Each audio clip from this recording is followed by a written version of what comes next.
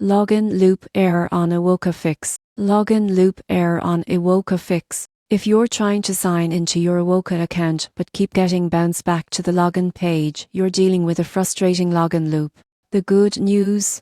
It's usually an easy fix. Most people assume it's their password, but the real reason is often cached data, expired login tokens, or a network problem interrupting authentication. Here's how to fix it.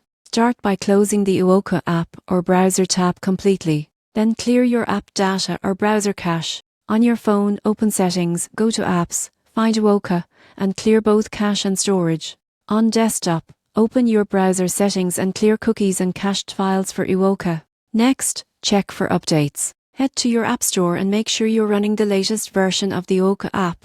Outdated versions sometimes struggle to connect to updated security servers. If that doesn't work, switch your internet connection. Move from Wi-Fi to mobile data or vice versa. Some networks block secure login requests or time out connections too quickly, causing that endless loop. Also, make sure your phone or computer's time and date are set correctly. Mismatched time zones can prevent login tokens from verifying. If you use autofill or password managers, type your credentials manually this time. Occasionally, saved logins include extra spaces or outdated passwords that cause failed authentication attempts. After doing these steps, clearing data, updating, and checking your connection, reopen iwoca and log in again. You should be able to access your account without getting looped back. So remember, the login loop on iwoca isn't a system-wide crash or account issue. It's usually something small but fixable in minutes. Once resolved, you can get back to managing your loans and business finances hassle-free.